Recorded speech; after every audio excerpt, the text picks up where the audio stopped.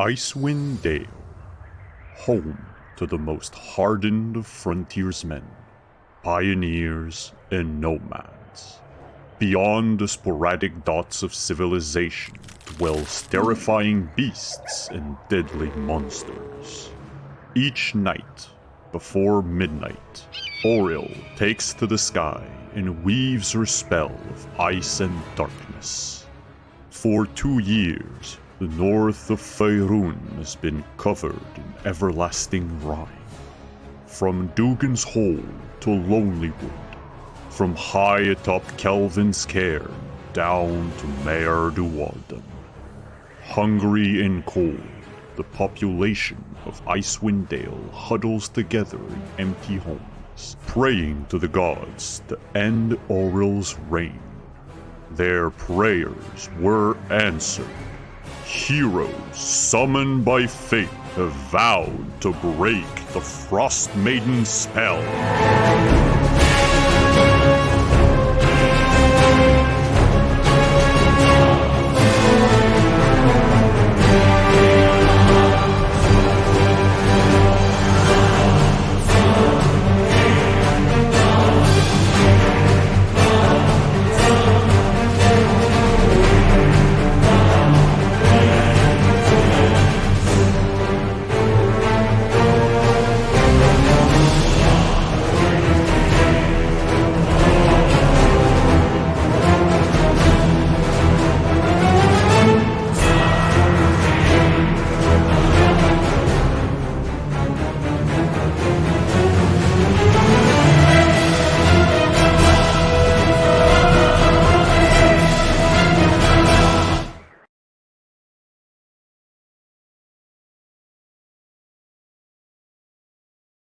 Hello everyone, welcome to this cold Monday evening as we play Rime of the Frost Maiden. It's cold in game, it's not cold out game, it's super warm, but here on Faerun we are getting ready to freeze. In fact, we're also getting ready to fight. No. But before we go into that, as things happened last week, 2 weeks ago, I should say. Let's go around the table, reintroduce our cast, just tell us who you are, who you're playing, and I'll do a quick recap, and then we'll go, bam, right into the thick of it. So let's begin with the two players that weren't there during our last session. We'll start with Elephine, then Etten, then we'll go around counterclockwise around the overlay. Hi, Diana, how are you? Hi. Hey. I'm still Diana. Tonight I'll be playing Halaphine, the resident Goliath werebear monk of the party. Because everyone needs one, I've decided. We're sort of a fixture in every D&D story. Sure. I mean, why not? Why wouldn't you have one is really the question. Yeah. Well, there's another type of character that I would like to have in all of my games, and that is Etten. Hi. Well, hello. Sorry, there's only one Etten, so I'm limited. Special edition. I was going to say limited edition Etten. Hi, everybody. I am Justice. I'm one half of the team at Bard and Barbarian. We have a channel and we do stuff. And tonight I'm playing Etten, who is everybody's well, no, I forget. Favorite street preacher. Yes. Wait, what? Yes, I'm a town greeter wherever I am. I'm very friendly, and I think that everyone should devote their lives to the glory of the sun god, the true sun god. And on occasion, he has put himself inside me. Lathander, that is. Crazy. The true sun god. Mm-hmm. Not the fake one. Who knew that imposter? Yep. And right next to Etten on the overlay, we have Alice. Hi everyone. I'm playing Eliza today, rogue monk, and yeah, someone put themselves inside me too, but I don't think it was a god. Just yeah, we'll figure it out. And I want more rocks, so watch.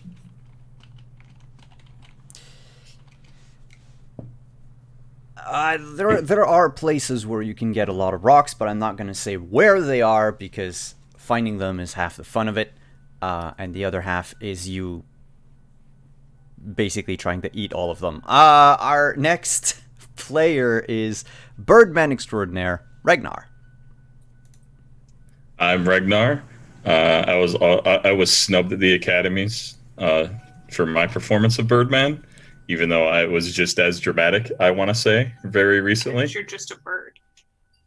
Yeah, but I mean, I want to say it's just as dramatic, and the reveal was certainly just as dramatic, and I had nothing to do with any of it, and I'm sticking to it.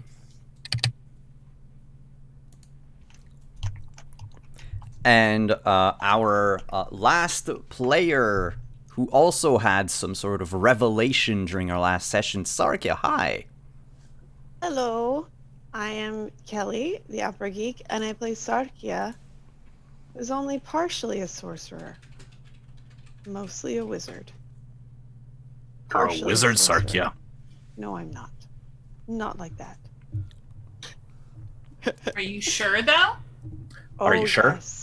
Are you sure? Are you Jen? sure, Jim? Are you sure? Are you sure? Once one discovers one's dead body lashed to a religious idol, one begins to rethink one's life. That's Hey, just what a now? Tuesday. Don't even. Or Monday, as it were. But yeah, but that's part of what happened last time. Actually, to recap our last session very quickly, the group decided after being warned by Captain Arlagath that the speaker and this Lady Callistria was up to no good, perhaps. They decided to infiltrate the speaker's home in East Haven and try to find any information as to what's been going on exactly. Captain Arlagath told the party that preferably she would like it if no one died, but if worst came to worst, so long as they have proof of wrongdoing, she could probably smooth things out with the populace. The thing is when the group decided to infiltrate the place, Halifine was posted outside to make sure to notify the party if Callistria and the speaker were coming back home from one direction, and Etten was placed on the opposite end of the house to do exactly the same thing, though Etten posed as a proselytizing priest on the street corner to talk to children about the Morning Lord. Is that really posing or just Attenism? Well, Etten was being Etten. And it's a natural bottle, so his natural posture is very much like posing. Also, I did I think, what I consider my best Etten impression, and I will never do it again. Come on.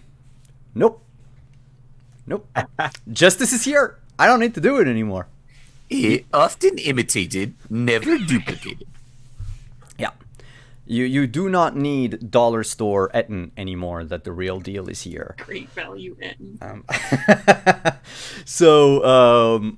And then Sarkia, Ragnar, and Alizé decided to infiltrate the home. Alizé used Levitate to start by the second floor. She saw some strange things through a window, a giant idol made of chardolin, upon which was tied an unconscious woman.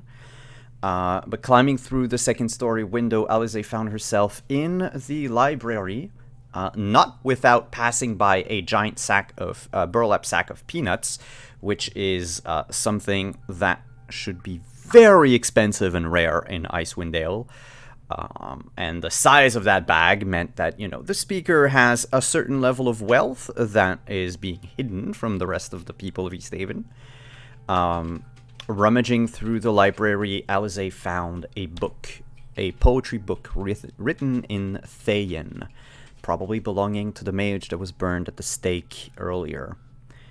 Meanwhile, Ragnar and Sarkia came in through the front door and started exploring the main floor. When they got to the back of the house where Alize found the statue, they were surprised to see two things that were familiar to them. Sarkia saw herself tied up to the statue. Not really breathing. Her old self, yes. Her old, long dead self, though in the flesh. And Ragnar noticed that the statue of the demon upon which Sarkia was tied up was none other than the Baelor Urtu, the demon that Ragnar fought some time ago, we're not quite sure when, that gave him lasting scars that made Ragnar who he is today. Through his flashbacks, he also discovered that the person who he thought was his ally in the Harpers, Belinda, is none other than an agent of the Baelor. She doesn't have a name. Beldora. Yeah, the lady we bought the dogs from is actually not really the lady we bought the dogs from. Yeah. Belinda is a Spanish singer. What? And also a character in a French TV series. Anyway, when we left the group, Elephine just warned everyone that Calistria and the speaker had rounded the corner, just as Ragnar and Sarkia and Alize escaped from the speaker's home, who had surreptitiously caught fire. We have one... I didn't do it. I actually didn't do it. No, that's true. It was not me. We have one... Oh, also, you forgot that I grabbed my dagger, didn't I? I took my dagger. Yeah, or did you I took leave your it? old... No, you didn't go near the statue, remember? No. The dagger that was under the table. Yes. The council the table. stiletto. Oh, that then, yeah. That's mine. Yeah. And Finders the moment that the couple saw, well, Ragnar with his wings out, scared for his life, Alize and Sarkia shaken coming out of the home. Well, let's just say that Lady Calistria is none too pleased and asks the players to roll for initiative. Way to start. Leave you guys alone for one episode. One episode. Have we had a long rest? Yes. Since okay, all right. Yeah, this was like the next day after we woke up from sleeping in the inn because Alize was very drunk and could not function. Oh yeah. Wow. Blame it on her. I don't remember that. That's kind of the point.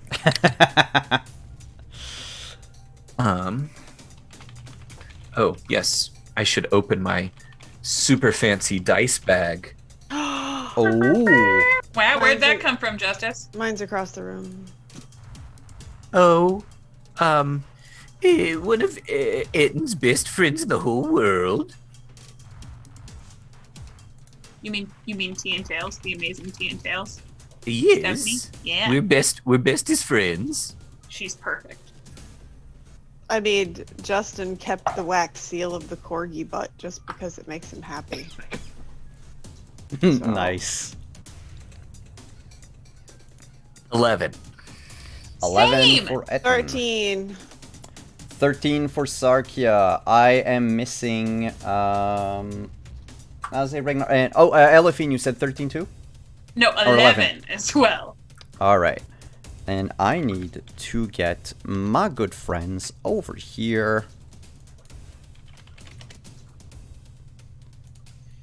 And by my good friends, I mean all the monsters.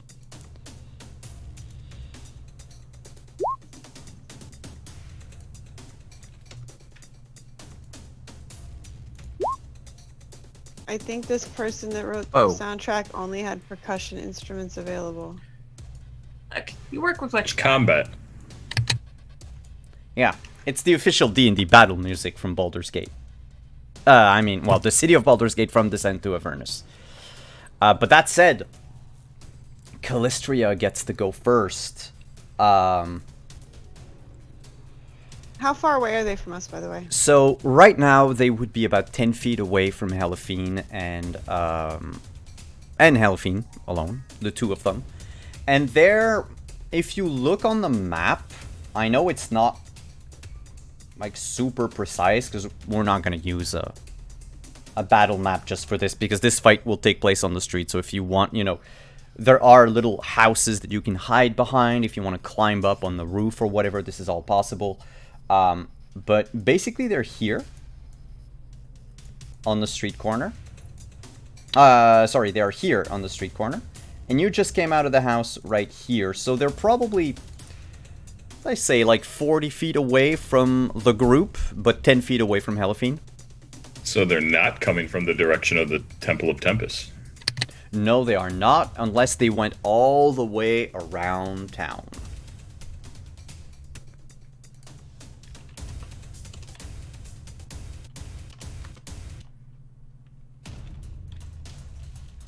So, yeah, she gets to go first, and she doesn't know who Elefine is. But she sees Sarkia. And rage overcomes Callistria. Her features distort. And she rushes forward, running as fast as she can. Yelling, screaming, "I will wear your face a second time!" Well, Does she run she's past just me, going perchance? all in. She is going to run past you. Can I try and trip her? Well, of course. That would be a melee attack. And, yeah, if you hit, instead of dealing damage, you can choose to trip her. Okay. 25 to hit. I think you hit. She's a woman in a winter jacket. I'm gonna trip her, but could I try and make it look like an accident if at all possible?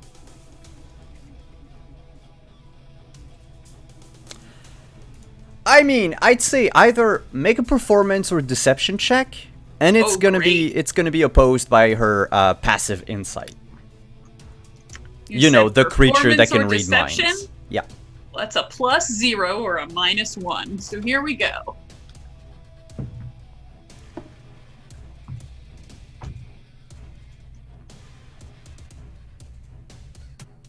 Two? Yep. Nice. She falls face first onto the snow and like drifts a little. Oh gosh, are you okay? I'm so sorry. I didn't see you rushing, and then I heard a commotion, and I. When she gets up, the half of her face that was in the snow is now all gray and blue, featureless, with just one bulbous yellow eye. Oh, you should get that looked at, like right away. And her elven, like half of her face with the elven mouth, because you realize doppelgangers do not have mouths.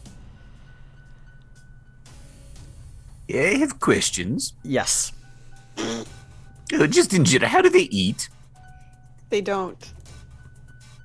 That is a good question. Since they can shapeshift at will, I figure they can have a mouth whenever they need to eat.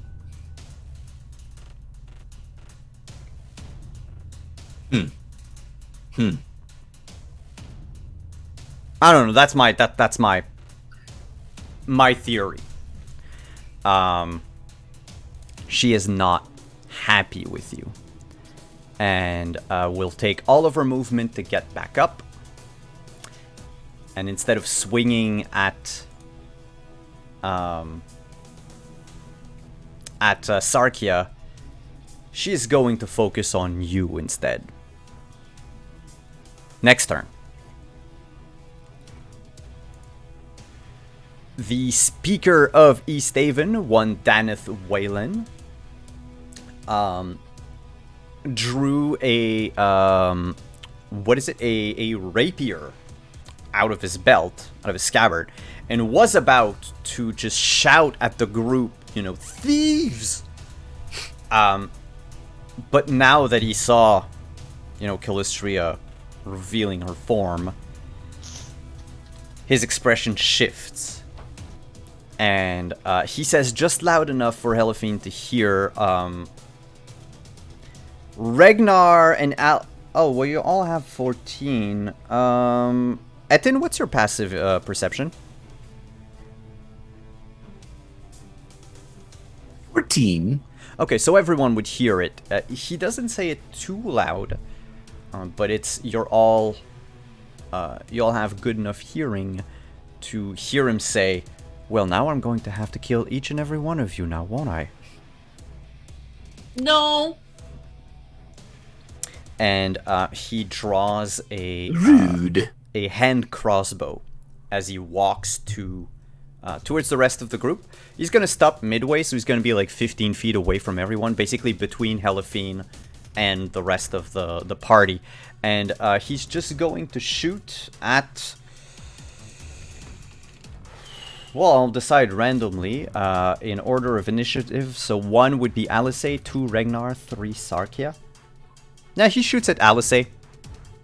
Probably sees you with a bag of peanuts and he doesn't like it. Not the peanuts. So it's the same attack roll as his rapier anyway, with a 22 hit. Yes, it does. You will take 7 damage as he fires a bolt in your direction. Okay.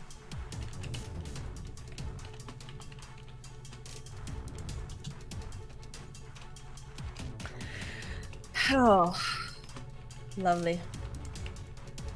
And that would bring us... Oh, yep. How close is he to where Helafine and I are standing? So, you would be with the rest of the group because you're on the other end of the... If I can draw like a little thingy very quickly here on the map. I got it now. Okay. We were on opposite ends of the street corner, right? So Yeah. we could watch from either direction. That's it. Gotcha. Like the party would be the green. Helafine would be the pink. So he's basically between all of you. Okay. But he's 15 feet away from Helafine and the other from Calistria. So if you have anything that targets a big enough area, you could probably get both of them at the same time. The rest of the villagers run away from the encounter, screaming, "There's a monster! There's a monster!" And now it's Alize's turn. Okay. The peanuts were like small, like this big, right? Or 1 pound? Or how big was that? It's like I said, it's a 1 pound Yes. Okay. bag Okay. of peanuts.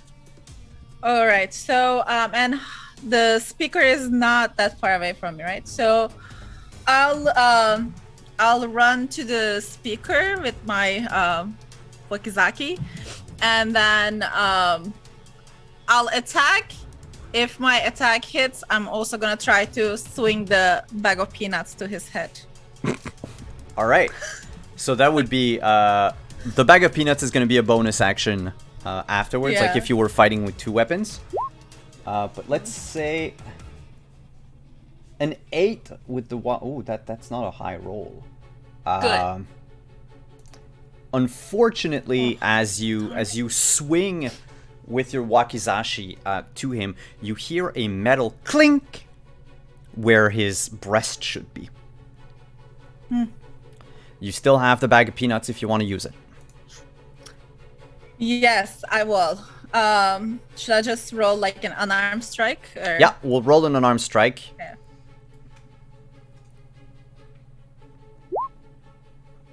And that definitely hits. And he's gonna take Lovely. 5 points. Oh no. You knock him unconscious. with the bag of peanuts. Ah, lovely. Yes. Does he have peanut allergy? I guess that damage wasn't just peanuts, right? That was bad. Leave. Bye, Who needs a Justin. sword? So that's your move, your bonus, your regular. Next is Ragnar.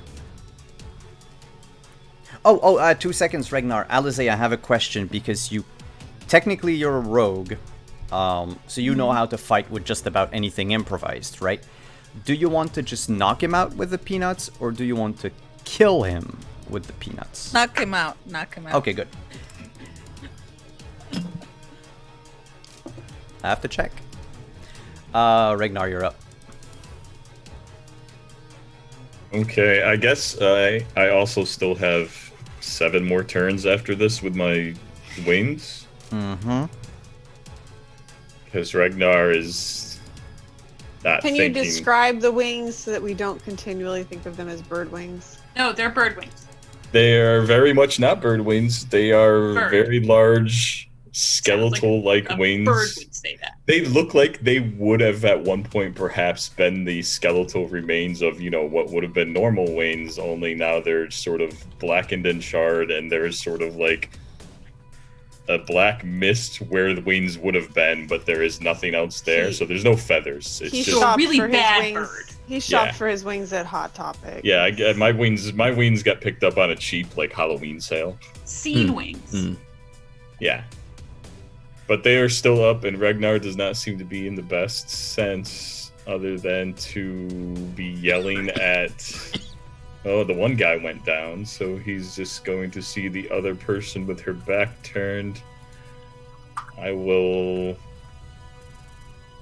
use my bonus action, I guess, to designate her as my Slayer's Prey, so that I could deal some extra damage to her, and then... Oh. I guess we'll just try to shoot her with it. She's still standing upright, right? Callistia? Yeah, she stood up after Yeah, she got she stripped. got back up and then is about to go for Helophine's space. Okay, but so she turned her back to me. That's fine. Oh. How can I miss the broadside of her back? Actually, not only do you miss the broadside of her back, but you also miss the broadside of the house in back of her. Burn. But I will use the rest of my movement to like walk towards them while screaming that she's a monster and I'm going to kill her. But actually, I'd probably just say I'm going to kill everyone. Not really. I'm rather vague in my killingness. Sarkia. Okay, well, since we're being all emo and stuff, so Sarkia has recovered from being afraid of Ragnar's wings. I assume once we got outside, I believe that's what the decision It was. lasted only a turn, I believe, right? It lasts. Yeah, you're frightened for me for 1 turn. Okay, so Sarkia comes I'll down. just stay outside of 10 feet from me. Yeah, see, she comes down the steps looking directly at Calistria. And she doesn't look like her normal self. She looks very upset. And she will finally actually look like her portrait on the overlay there with the glowy blue eyes. And she will take shots at Calistria with... is it that one? Heck, no, this one. With Scorching Ray. Ooh, all 3 of them? All 3 of them. 21 to hit. That's the first one that hits. You're gonna have to roll click for each. That's an 18 to hit. 18 hits. Third one probably doesn't. That's an 11. No, 11 misses. Alright, so roll damage for 2. So first one was... Oh, you can 8 just click on the button in the Roll20? Roll20 chat. Yeah, it says like roll damages and then click.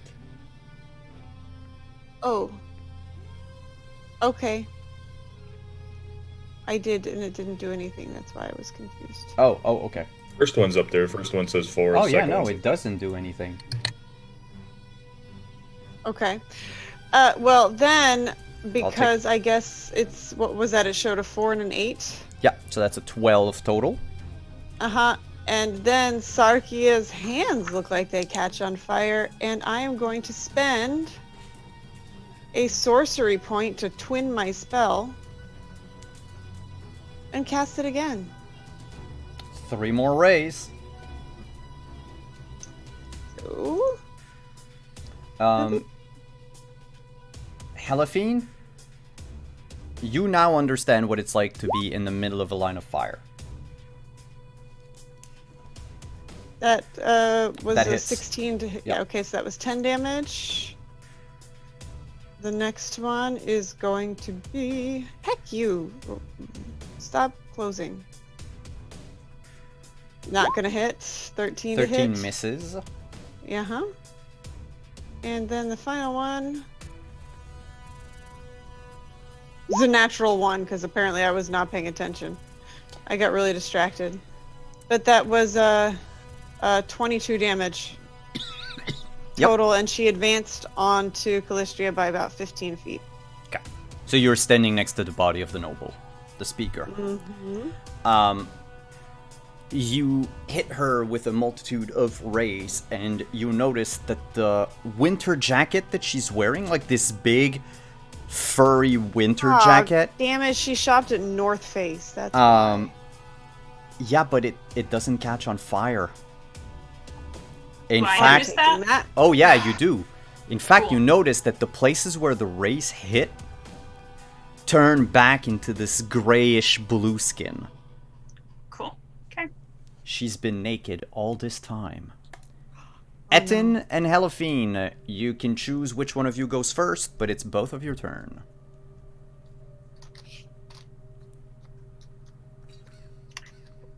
I would like to go bear if that's okay with you, Ed.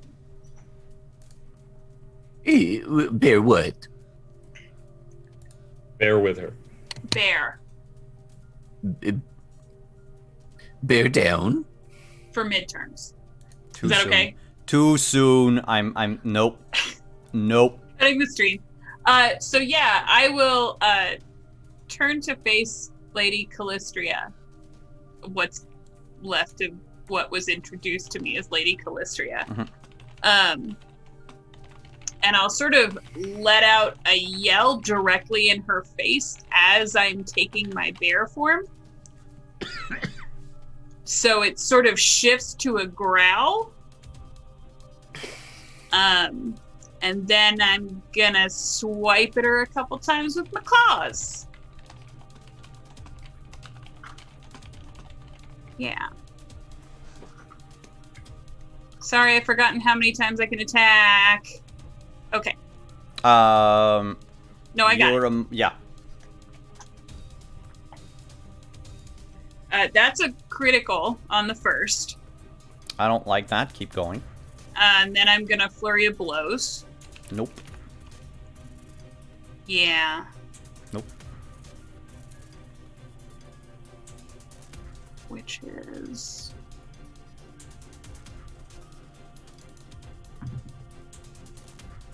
It's a 16? 16 does hit. And a 10, which won't. Nope. 10 misses. Okay. I need her to make a dexterity saving throw. Dex save.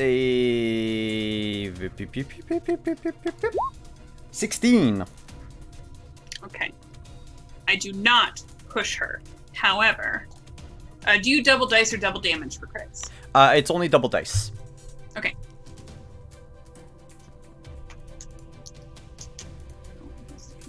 All of it at once. It's 4, 8, 9, 10. 22 additional damage with my attacks. All right. you begin to rake at her with your claws, something fierce. And as you do so, even the bluish gray skin of her doppelganger form begins to peel off, revealing a gray-white bony structure underneath. Not bones, like an exoskeleton, if you will. And once you're done, like, raking through her and she screams in pain, she looks down just as whatever Etten is about to do is going to happen. And she says, well, shit. Now I'm gonna have to kill you first. Fine. It's not weird. Do I hear that? Did she try to whisper it, or? You all have 14, so you can all hear her. Yeah, I mean, her hair's in a bun, so she doesn't quite do the, given Justin's poster Super Saiyan thing, but Sarkia is definitely not looking happy, and or there's a lot of static electricity and someone rubbed her hair with a balloon.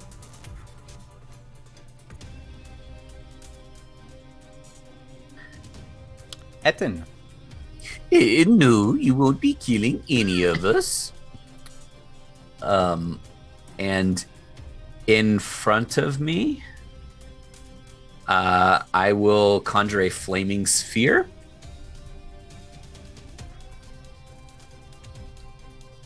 Okay. Yeah. And then as my bonus action, I will launch it up to 30 feet and ram her. You send the flaming sphere forward. She is... Now I have to roll her other stats. So I don't have the button, so I'm gonna have to type it in. It doesn't change that much, but still, that would be a 22, so I think she only takes half damage? Yes, that was a dex saving throw. Yeah. How big's the sphere? It is 5 feet. Cool. It's like the Indiana Jones boulder type of thing. Just don't singe Like off a bowling my ball fur of is all I fire. ask. Nope.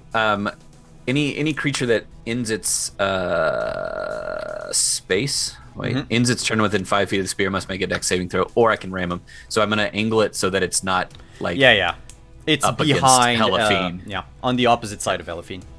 Yeah. Um, So damage. Oh, I took the 9 from earlier, but that's the aura, that's right. Okay. I still have to roll for the aura. She succeeds. Boo. Okay.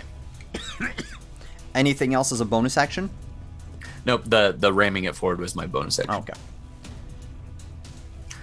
I will use my movement though and walk closer to stand beside Helaphine. You'd have to walk past me, and then you'd have to make a charisma save. Well, I Once you mean, he get can 10 go feet around near the me. street. Yeah, I You have enough figured. movement. I'm standing I'm in in the between. middle of them. So yeah, that's why that's why I wanted to warn them, because I still have 6 more turns. Yeah, but Etten wouldn't know that. So without Yeah, I'm metagaming, sorry. I will walk Alright. forward. No, that's fine. I didn't know that.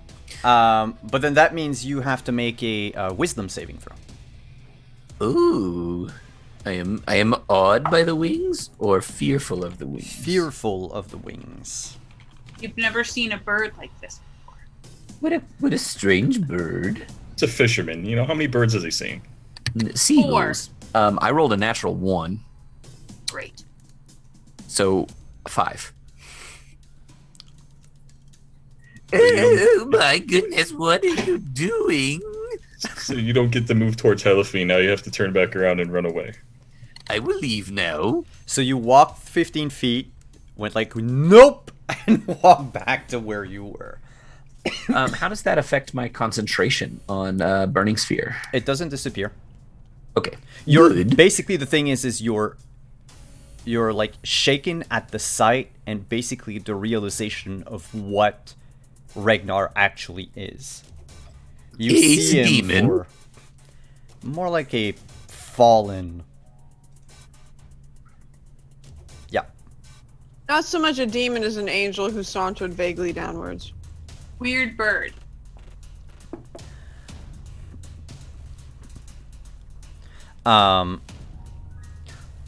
She looks at you, Helafine, because it's her turn. And her facial feature twist. Unfortunately, I cannot show you the image, but I will after the game. It becomes sort of a misshapen, heart-shaped head. Hardened like rocks, with one eye where it should be, and another goat-like eye on the side of its face. Its lips are completely gone. There is no mouth, but there is like this weird, strange, like fangs that are just like welded together like a plaque in front of its face. Her limbs elongate and she grows a few inches taller and becomes a lot skinnier to the point where even the coat itself begins to meld in this strange form. You now see, for example, her hips, like the hip bones, properly. It's almost like skeletal in aspect. And she is Does it going look undead at all? It looks like an undead.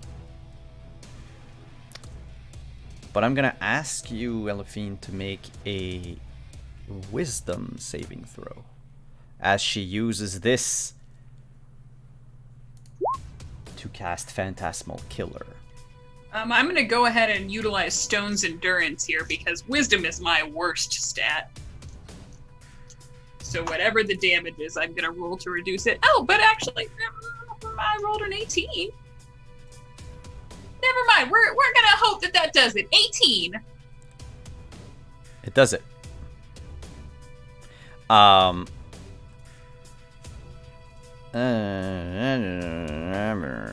That's okay. That's a wow. You take nothing. That sucks. You are not frightened, and you do not take 4d10 psychic damage. I continue to growl aggressively in her face. She says, and now it's like clicking sounds mostly, but it sounds sort of like, oh,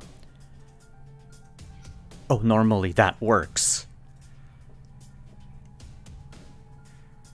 And we're gonna go back up top of the initiative because the speaker is knocked out. I said speaker is knocked out. Alize, it's your turn. So I assume like her back is towards me, right? At this point, she's facing Helafine. Her side is towards you. But Okay. yes, if you were to run up to them, you would put your... Well, no, I'd say there's a way for you to not be in the path of the flaming sphere. But that would count. That would qualify for a sneak attack.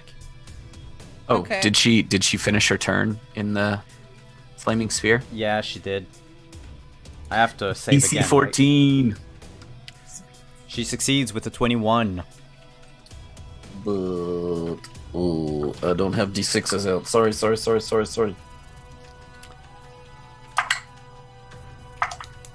So she takes half a 7. All right. Alize. So yeah, I try to dodge around carefully and then attack her from behind. You move up to her. You strike. Unfortunately, an 8 is not enough.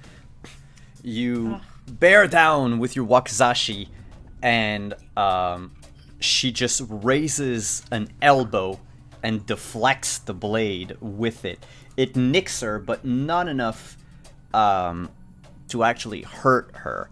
You still have the bag of peanuts in your other hand. Peanut attack. Peanuts are going to be crushed when you open that bag up again. Unfortunately, with a roasted 9, with the with a 9, you smack the bag on top of the doppelganger. I did not see that I said bear down. I did not hear it. But that was too soon. I'm sorry. Sounds to me like you can say it, but the bear can't say it. Is all I'm saying. No, I'm sorry. That was my bad. I thought they were dogs. So He barely got away with it. It's all right. Barely. the bag of you fat dog upon the doppelganger. No, you break the bag of peanuts, sending the peanuts all over the place in the snow. Oh no! Bag my rips peanuts! apart.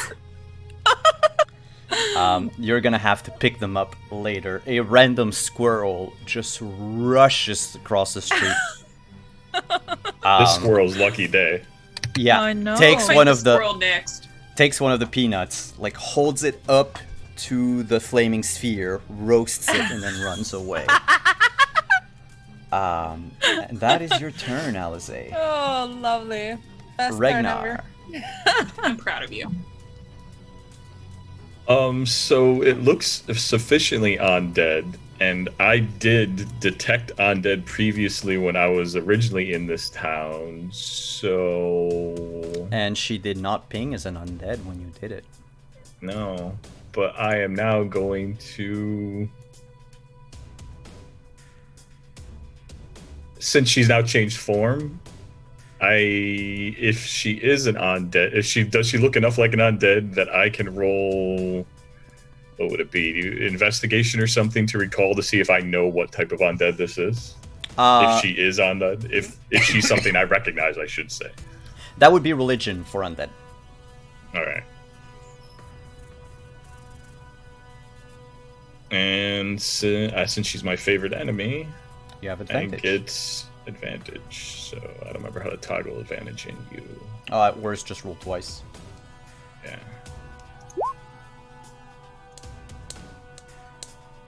20. I only got a 20 the first time, so I think Well, we're you fine with can't that. really go. Well, it would be 21, but still, with a 20, she would look like a misshapen skeleton, except that you recall seeing when she was first hit with those scorching rays that she displayed, even when Helafine tripped her, her face was that of a doppelganger. So you get the feeling that she might be like mid-shifting into something else. Or maybe she's some sort of strange doppelganger. Maybe one that has, access to powers that are Beyond its normal unique ken. or rarer. Yeah. But she is definitely not an undead. She might be trying to mimic one, though. Okay, so she's trying to mimic the appearance of something, but it is definitely not any undead that I've seen or heard of. No. Okay. I guess that informs the next thing I do, because then the next thing I do is then just shoot at her again.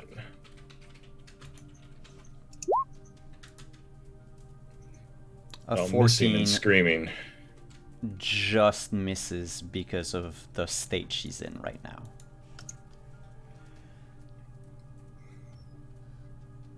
And I will continue to walk forward, so now I'm probably... Actually, how far away was I before? 15. If I was between them. So then, yeah, I would run up straight to her then, sort of dropping my bow and pulling my swords at the last second. So I'd be right up next to her, so I guess on Helafine's turn, she'll have to roll a charisma save. Helafine and... Alize's already did it once, so she doesn't have to do it again, right? No, that's it. Okay. Is it That was wisdom wisdom. or charisma? Yeah, I thought it was wisdom. It's charisma. I assumed you made a Oh. wisdom for our Oh, friend because I'm he's a sorry. special cleric. No, let's Etten, can you roll? At worst, instead of being farther away, you'll be closer to. And Oh, I rolled a natural 1, so Oh, it wouldn't have mattered. my wisdom's higher than charisma too. Then yeah, we'll do that on their turn because it's Sarkia's turn first. And Alrighty, so Sarkia is going to do well, heck. Given the reactions, she's going to keep walking forward and do Tasha's Mind Whip, which is going to be a which save? I'm sorry. Intelligence. Yeah, intelligence saving throw. 13 DC. All right. Give me 2 seconds. Whoops, that's a Windows sound. Windows error. It's a Windows sound because I really want to show the image to everyone. Well, to the players anyway, because copyrights. But yes, I will roll that check. Intelligence. How intelligent? Oh, +3. Okay. I figured, but still, I'm not in my right mind. 14. Oh, that's bullshit. All right. It's a successful save, half as much damage, and suffers none of the other effects. So it still takes 6 damage. 57. Okay. She took 57 total up to now. And that brings us to Etten and Eliphine's turn. Take it away. Well, real quick, how is this working right now with 3 people crowded around her and a burning Flaming sphere? So the way I see it, the burning sphere is on one side. You could have 3 people on the other, which right now is Alize, Ragnar, and Helaphine, without risking the sphere. Or their flammable bodies. Yeah, you are no longer scared of Ragnar, by the way. Birdman. Yeah. Oh, yes. Well, that was strange. Well then, she's still kicking, huh? You know what? Mm-hmm. I'm gonna do something a little bit different. Mm-hmm. Right now, Helaphine, Ragnar, and I'm gonna drop silence on her. She does not appreciate, and she can do nothing about it because silence is a freaking area with no save. So yeah, we're gonna cast silence at the level 2, centered on her, so that does hit everybody. Which means now Helaphine's just going.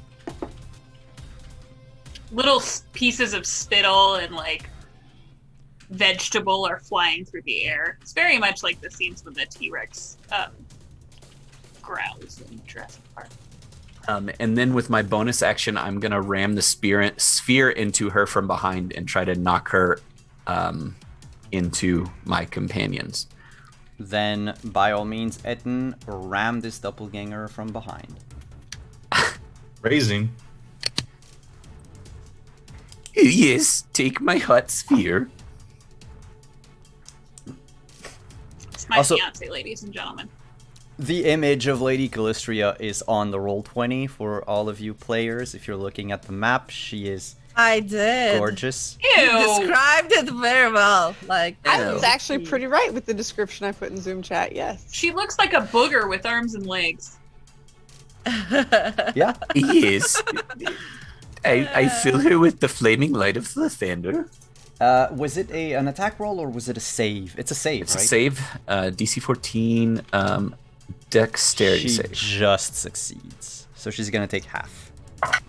Which is 7 again. Thank you. Anything And that is my else? turn. Nope. All right. Helaphine.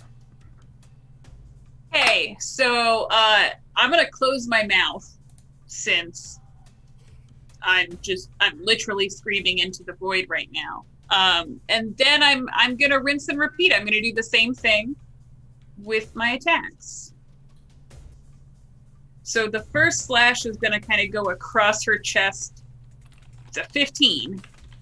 Just hits. Okay. And then I'll flurry of blows to... What I really want to do is take both of my claws and just kind of rake them all the way down her body, if I could. That would shed the rest of her unfinished transformation, yeah. And then she would actually look completely like what you're seeing. The first one's a 23, the second one is a 10. So I'll get her on one side. Yeah. Um, Even it out. yeah. That's... Wait. No. 12 points of damage. It's slashing damage when it's with my claws, right? Yeah. Okay.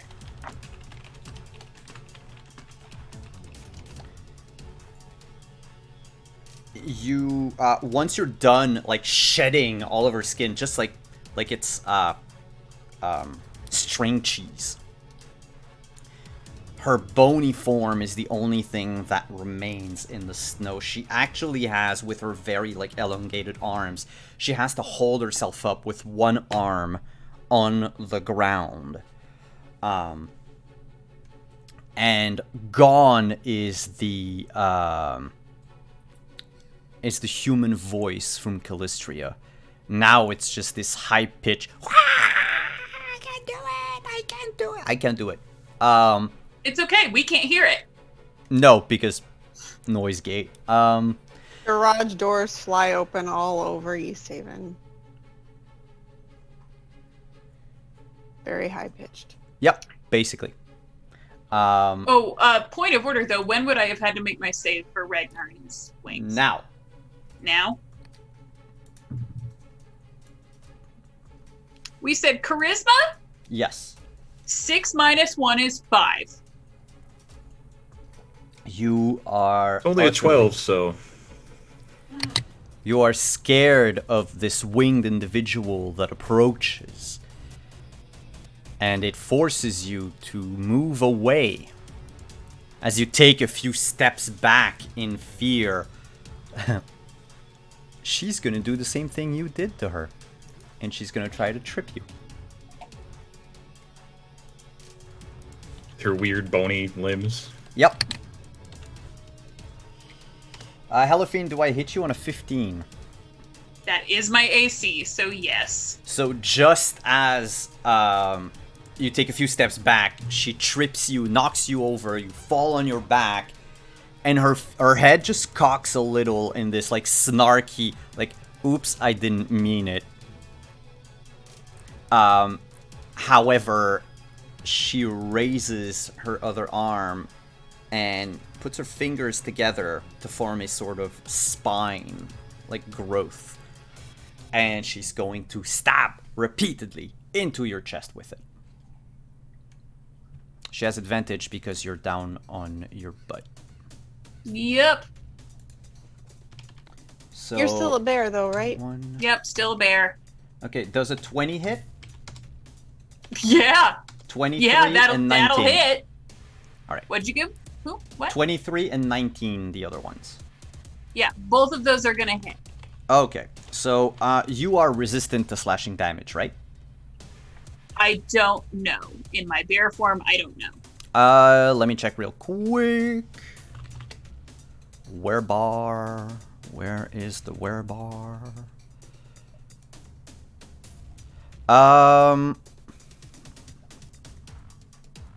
Wait, what?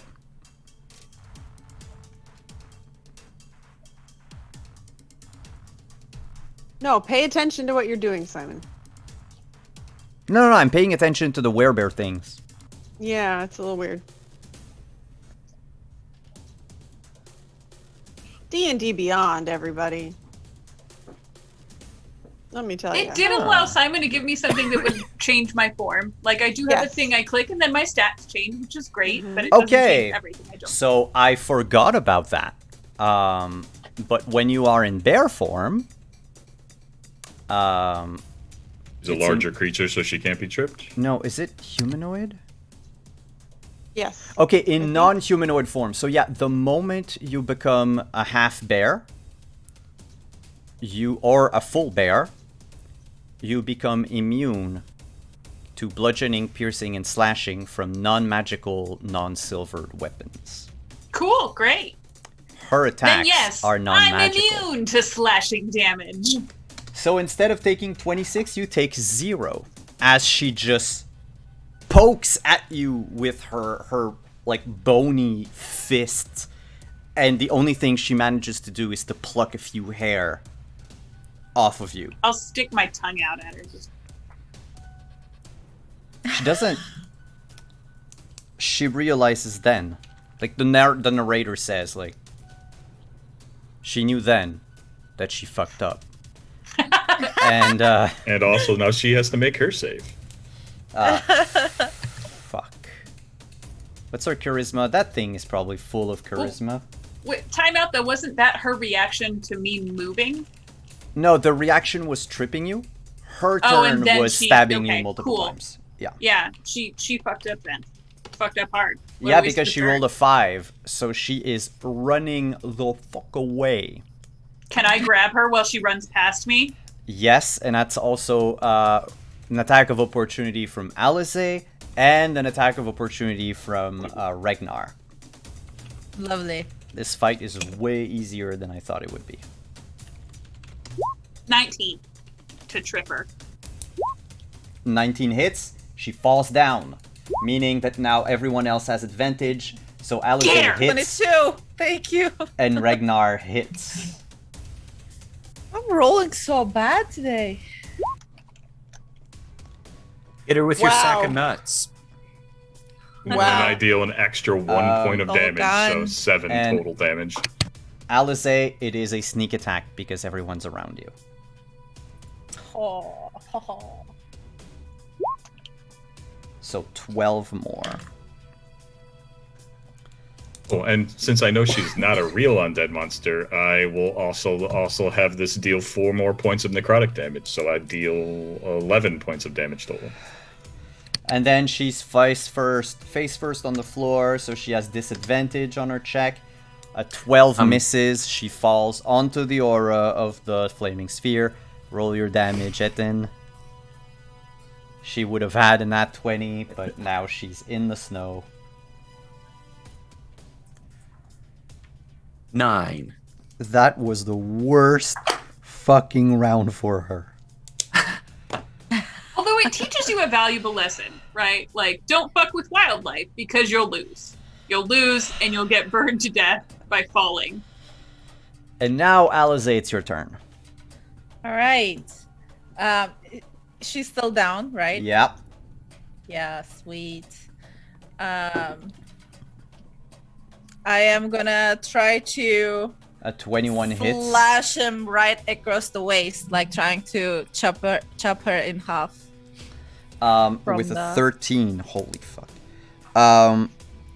Your blade bites deep into her, and you notice both her legs sort of spasm upward, like the knee bends completely the other way as they just ragdoll up in the air and fall limp on the ground. Lovely. Is she still awake? Yes. Okay, so I'm gonna pull my sword away and kick her in the throat with my left leg. Go ahead. Oh, that's a crit. Ow. Ow. Neck crushed! Back! You kick her, and she just. Ugh.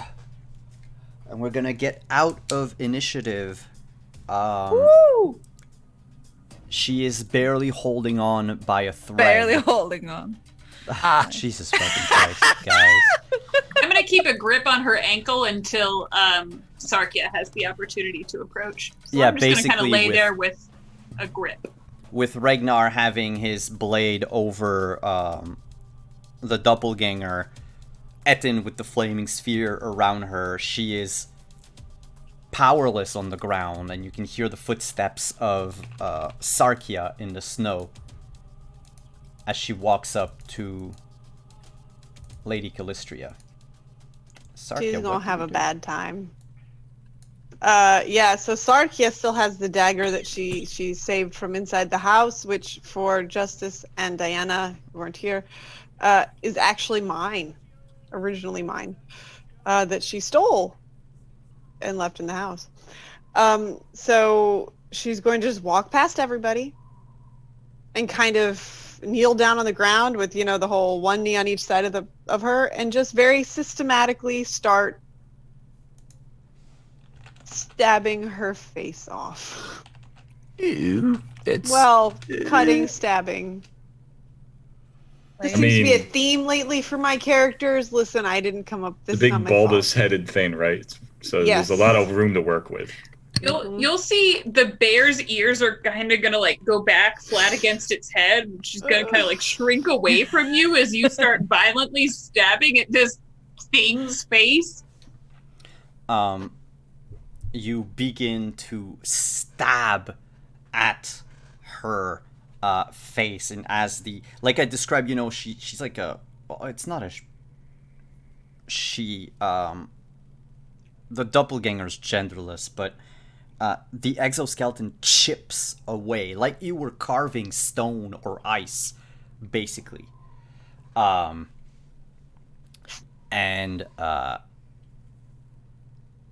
one eye like tries to lock on you.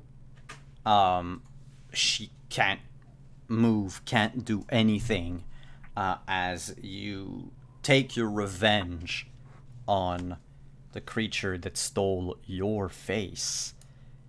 And my stuff. I Also thought my your stuff. life was more important than your stuff, but yes, your Well, it's stuff too. true, but also my stuff. It's very important. And we're gonna go on break on that very gruesome scene. Come back in about 10 minutes. Take some time to stretch, grab a drink, maybe some peanuts. What about that? Or some bear claws. Anybody got some peanuts? Roasted nuts. Anybody want a peanut? And we're gonna be right back.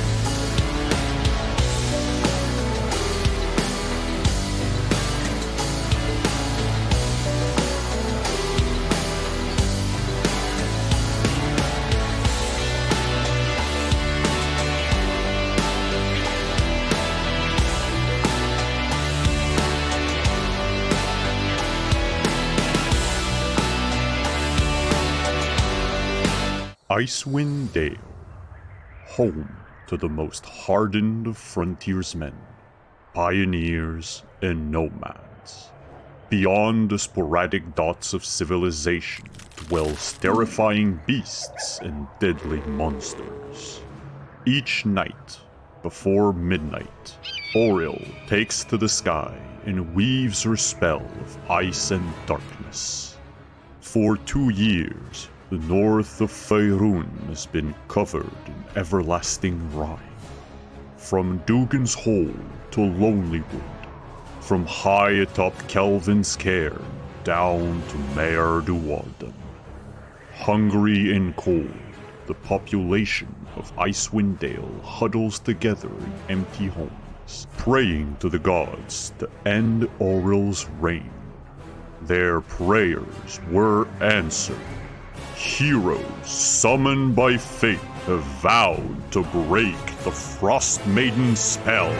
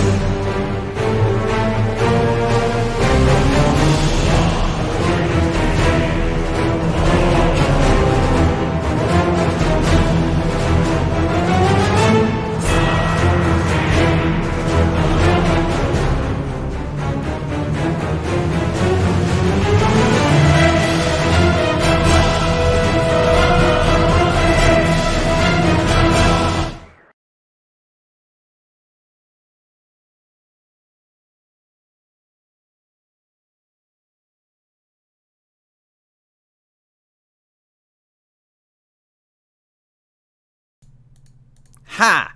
You were muted when you said it. So Heck, You But mean I when just he like said boobs and butts. butts? Oh, Jesus. Or when I said tits. Which Wait, one? who said boobs and butts? Whoa. What? This is a kid-friendly stream. I think it was It is Justin. Justin, can you repeat it so that I can make sure it?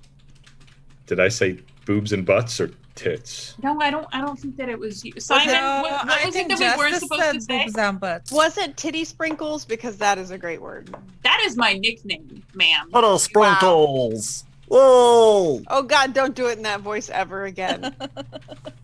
Little sprinkles is It's the name better of than my his trucker unicorn. voice. I will fly to where Trucker you live. Justice is the worst. Get Um, in there good deep black. Mm-hmm. Oh my God. See, that would have been the voice for the Flaming Sphere. Poor Simon. That's He tries. Hi, This is everyone. supposed to be like a really dark module, everybody. We're back. No, it's D&D. It cannot be. We started with Frozen Penis. I mean, And then you would be Come cutting, on, say cutting it right. someone's face off for the second time in a month as a character. so Just saying. we're back in East Haven. The crowd is slowly gathering around the group of all of you. Ooh. They might not want to. My wings are still out for 3 Well, more that's the turns. thing. You can overhear in the crowd talks of, there's a monster in town. Look at this. What is I this? immediately shift out of bear form. Shit, there was a second one that the DM forgot about. Oh, I'm probably not going to help things because while she's stabbing the one monster, I'm going to walk up to the speaker and I'm going to lop his head off very solidly. Yeah, I mean, is anybody gonna really look at the werebear when Sarkia is like systematically cutting Well- someone's face off? You will be driven out of town, my friends. I figured. I would like to stop the second murder from occurring. Me too. I will jump on him. Pull But his no, wings out. the guy's already dead, and also he's a terrible person. He's knocked he's out, isn't unconscious. he? He's not that I knocked him out. I didn't kill Yeah. him. Oops, that was muted. Fine. So, while you both are not afraid of the wings, you're not gonna have to roll again. But instead of rolling through everything, let's go first. Try to do it, Civil talk way. it out. Role play it out.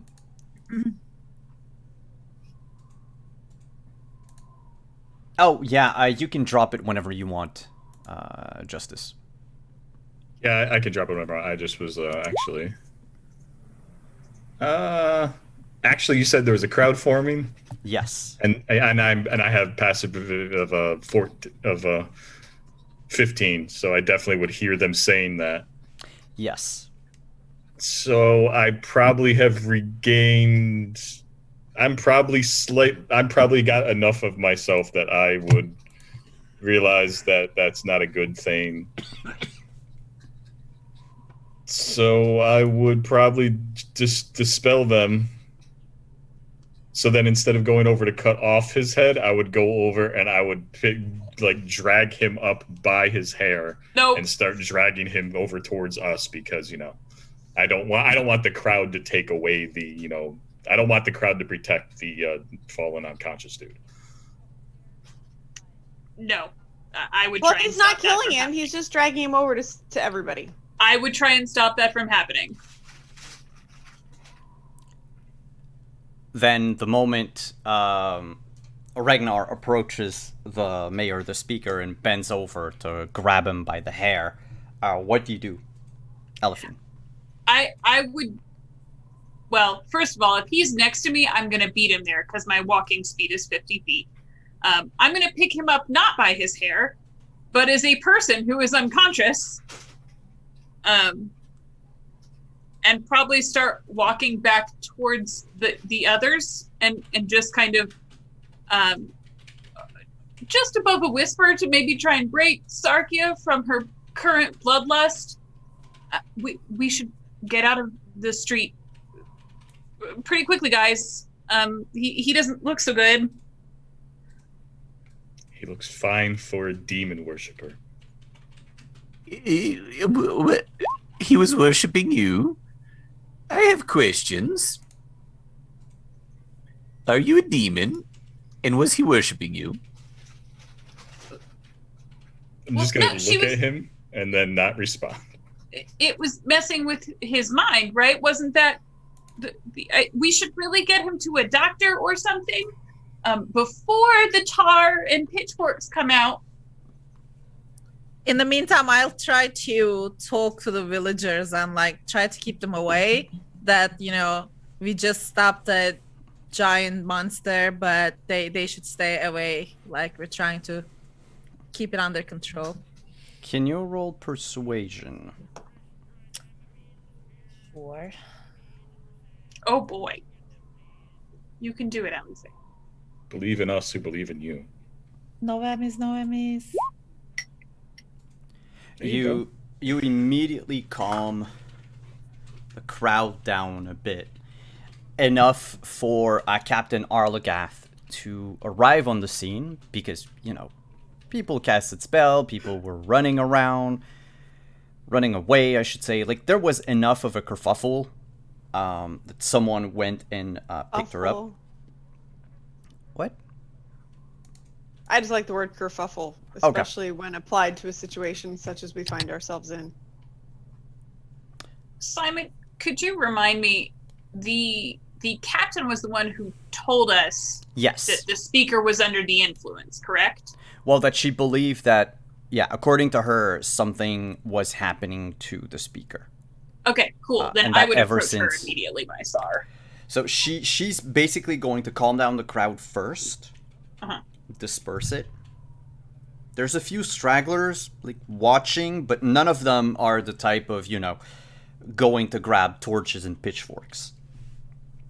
Leaving basically the group of you, the 5 of you, around, making some sort of protective barrier around the body of both the doppelganger and the speaker.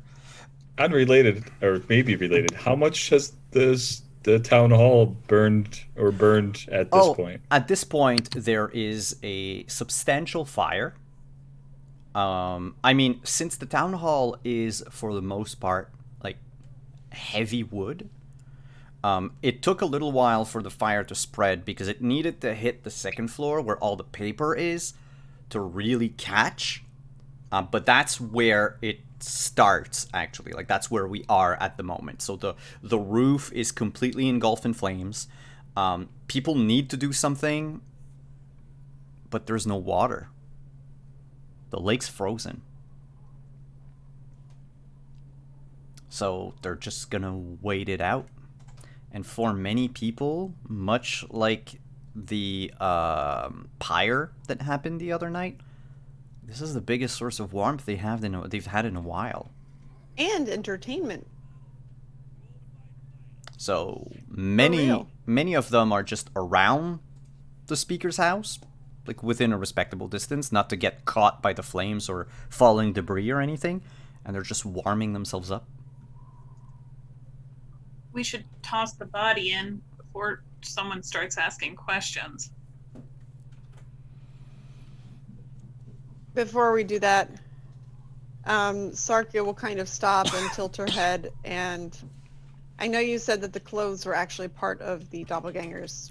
Oh yeah, by now there's no Yeah. clothes around or anything. It's just that weird Were there any skeleton. possessions Nope. that came out of what used to be the clothes?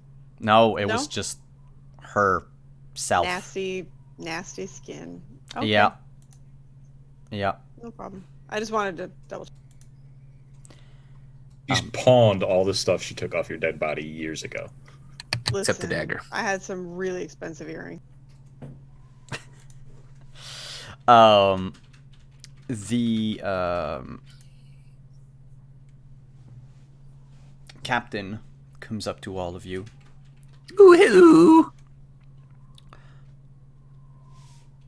Just, what is that? Well, that's our friend Ragnar. I know that he looked scary, and The other thing. Sarkia would push her hair out of her face, which of course would leave a giant blood smear on her head at this point, and stand up and turn to Captain Arlagath. That is what you thought was Lady Calistria. Well, it was Lady Calistria. No, it was not.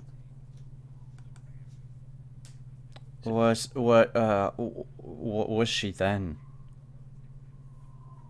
Would I know the doppelganger? Or, like, would any of us know that that was a Like, I doppelganger? Well, I know Other than because I her, rolled. obviously. Yeah, I rolled a few games ago for it, but Yeah, you would know she's a doppelganger. The fact that she's a dread doppelganger, like a centuries-old doppelganger, that, like, there would be no way of telling just looking at the body anyway. And no lay people wouldn't care anyway, so. Yeah. as loath as I am to apply labels to individuals, this is about as close to a monster as you're going to get. That is not Lady Calistria, it never was. Honestly, we really should just throw in the fire. But she said she was. She was not. So then, okay, all right. I think I have it figured out. All right. Do not mention All right. ghost law, or there will be problems. So she was the phantom of the White Lady, and you were Lady Calistria. I have a feeling that the Phantom of the White Lady Inn was just the story of my death. We've established that there was clearly a ghost there. I don't. Well, places have memories. You were asleep for a lot of it, so it's understandable. Correct. Hi, Bones. Could you wake him up? I'm starting to worry. Yeah, I'm gonna point to the flames and him and be like, he's the demon worshiper. Toss him in the flames next. But I'm gonna speak to Captain Arlagath as I say that, because that's what she sent us there to do. Find There evidence. is, in fact, a giant statue of a demon set up like an altar in there. Well, that's burning. I know, because what was me was tied to it. Also, What was you, but yes, is now you. You are now is Wiz. But It- not Lady Calistria or a ghost. No, it was my body. Wait, you mean to say that you, and she points to Sarkia, were tied up inside the speaker's house? No. Then who did I speak to yesterday? This is very difficult. That's a good question. How It's about a you long skip story. over the complicated bits? Can we just and say it's tell her magic? the doppelganger was bad? Yeah, Kelly also wants to know, how was the giant fish in that first room? Yeah, what? What? It's on fire No, now. Kelly is asking the DM, Yeah, because she can't remember. Was that giant fish in the first room yeah. that isn't quite yet on fire? Yeah, it was in the first room. The giant freaking fish, like the 5 feet long knucklehead trout. Woo? So it's not quite burned yet. We weren't supposed So- to tell that to Edson. No. Well, this is Kelly talking to Simon. So no. Yeah, yeah, it's like to your right when you come in. Like you come into the house, and it's like the wall to your right. There's a giant fish there on the Okay. plaque. All right, so Sarkia is in the middle of talking to Captain Arlgath, and her eyes kind of glaze over, and she was like, "Excuse me," and she goes back to the house and wrestles the giant fish down and drags it out for Etten. Can Sarkia make a strength check? Yes, Sure. because before she moves, I'd grab her because I'm not letting anyone near the house. It's not on fire yet. It doesn't matter. No one goes near the house. It doesn't matter. Saving throw or just regular strength? I mean, I have a strength 19, so whatever Simon wants. If he tries to grab you, then I would be strength or dex to get out of the grapple first. So acrobatics or... Yeah, acrobatics or athletics. Opposed to whatever Justin rolls. So do I just roll my strength since I'm just grabbing her? So. That's a dirty 20 for me.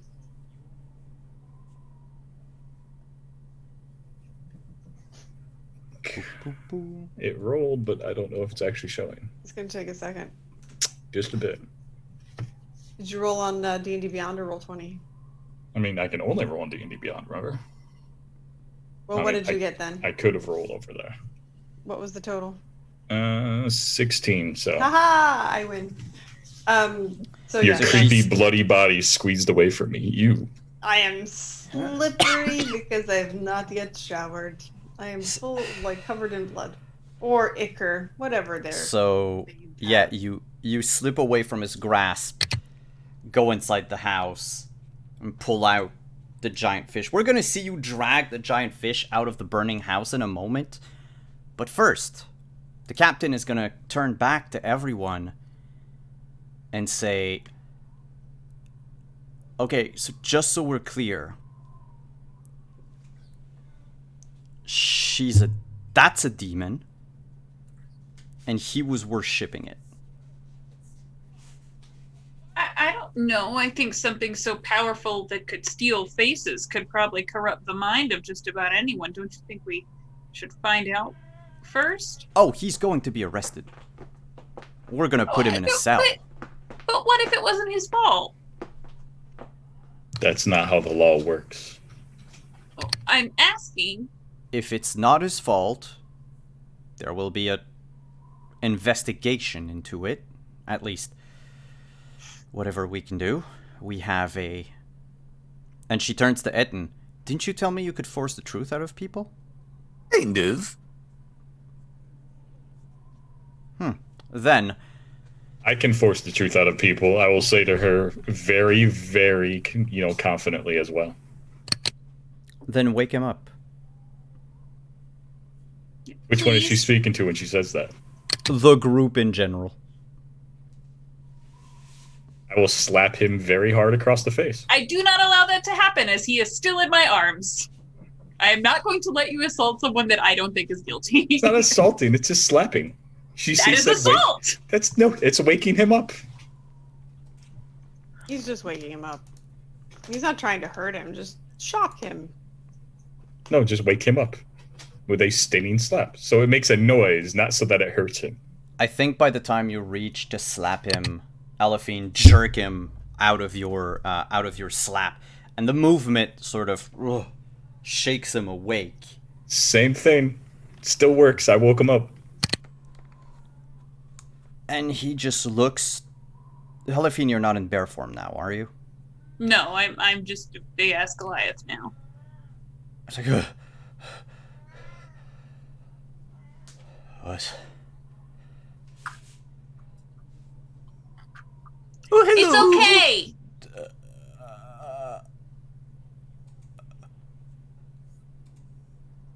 He looks down, like, cranes his neck to see the body of the doppelganger.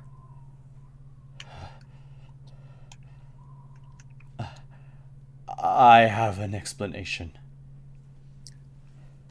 Let's hear it. Oh, I'm sure.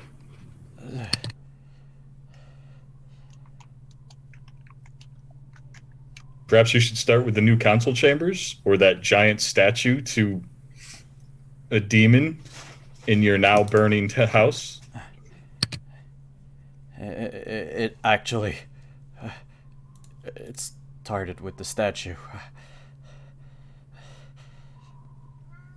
I had hoped... Believe me, I had hoped someone would have found the figurehead. It was, I believe, the fault of the statue. Some adventurers brought it to East Haven a few years ago in the dead of night. Said it was the remain of a figurehead of a ship. They were trying to sell it. I thought it could be worth something. I mean, it was some nice craftsmanship, so I had them put it in the house, and well, next thing you know, I start getting everything I wish for. And as he says that, you notice him like looking around at the strewn peanuts all over the ground. Does he seem like he's being earnest right now? You can make an insight check.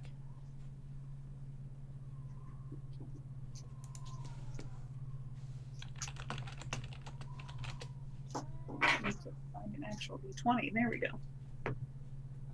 Oh, no. I don't know shit. That's 2.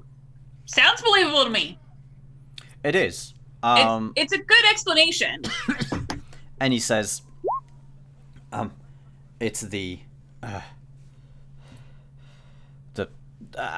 bit after that the lady came to East Haven. A moment, please. Ragnar, are you a demon? And as I say that, I'm going to cast Zone of Truth. Well, Ragnar, you need to save. You know So that Ragnar saved. So again, I'm just gonna look at him and not respond. Not because I'm not, but just because I hit these questions are ludicrous, but also because I'm looking directly at the speaker and I'm going, you put a statue of a known demon in your house and you expect us to believe this was an innocent mistake? Yes, that's what he said. A known demon? And I mean, you rolled insight earlier. I believe it was for him.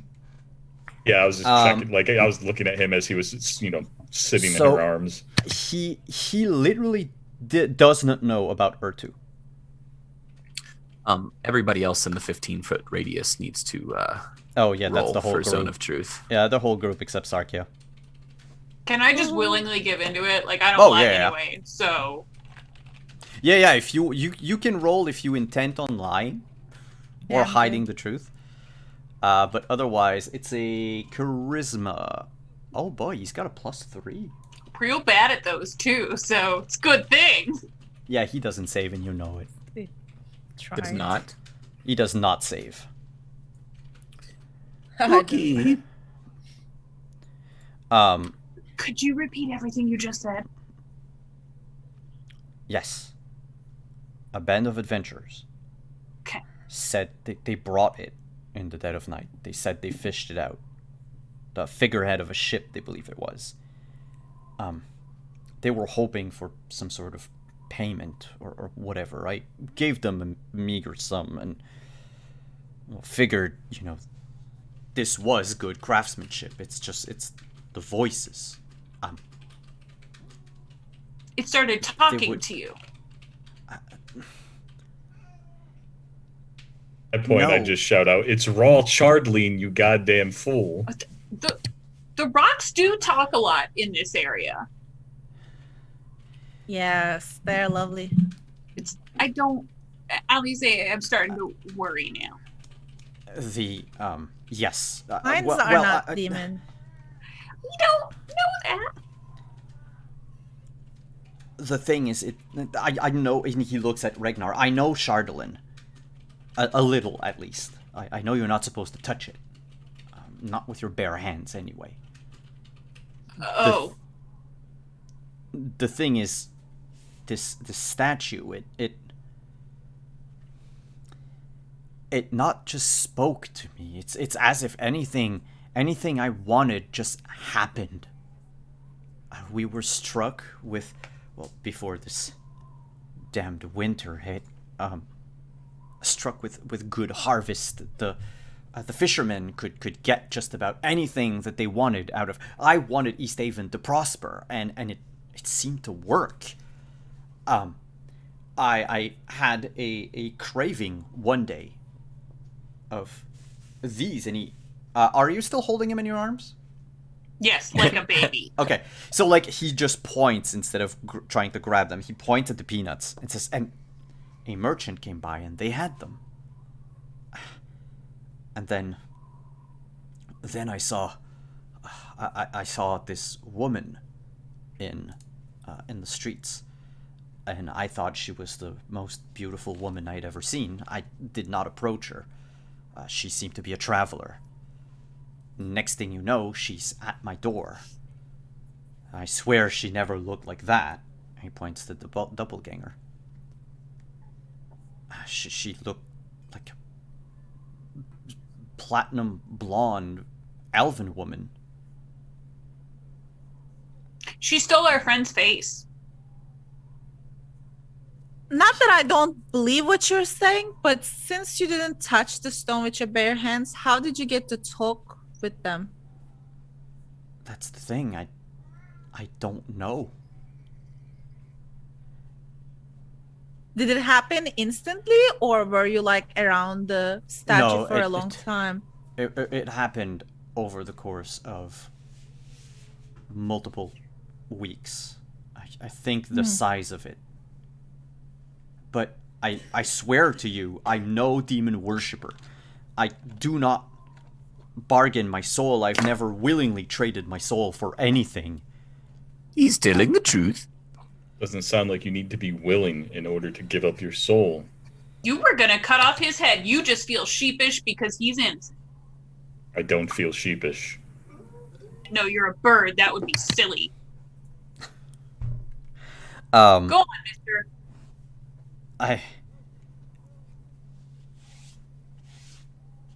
Ever since she arrived, though, it was harder to ignore the voices. I was almost ready to abandon my whole town just to leave with her.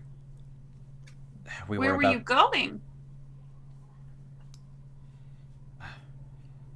To her family's estate. I do not know where it is. I think she was going to eat you. Or your face. Eat me? No. Why would she eat me? She said she loved me. I Because the don't think statue that's told you? true. I don't know what's real. Well, okay. Love takes many different forms, and the light of Lathander shines on all of them. But look at that hideous beast and tell me that they had good intentions for you and your face.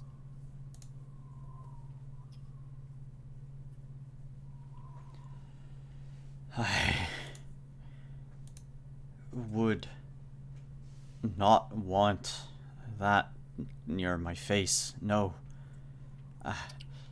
It's just... I don't know what overcame me. And as he says that, Sarkia has by now, dragged the fish closer to the group. And you hear a crack-a-pow as some of the beams that supported the roof of the speaker's house finally give way because of the heat and the flames. And they fall down, and even from where you are, like, the walls are still standing to a point, but you can all see, like, maybe a wing of that demon statue. And Chardolin, you would all know by now that once you warm it up enough, it becomes as pliable as iron, or even soft iron. I would say gold almost. And the wing begins to warp due to the heat. I would also butt in with him being distracted to be like, the last I checked, the God of the Sun was also a practicer of the law. Regardless of what you intended, you brought nothing but horribleness to this town, and he needs to be punished for it. And I'll just look back to the captain to serve justice.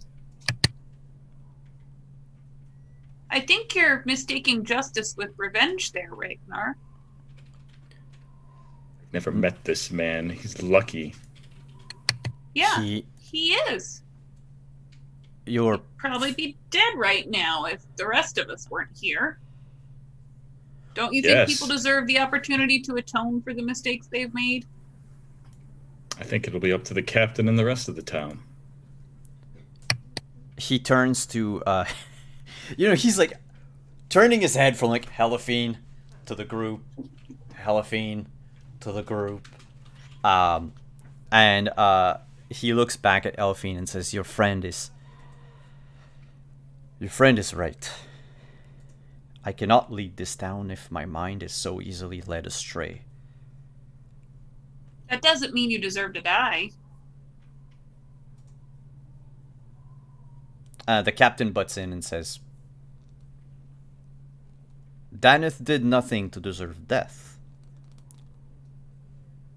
However, he was going to maybe doom us all at some point, whether he knew it or not. He's right. The role of speaker does not befit one such as him, however good he might be on a regular day, however honest a person.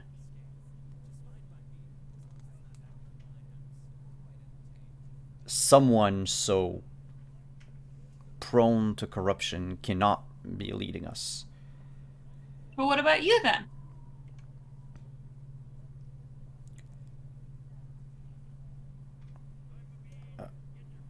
She looks down at Daneth, and Daneth nods and says, The Goliath woman is right.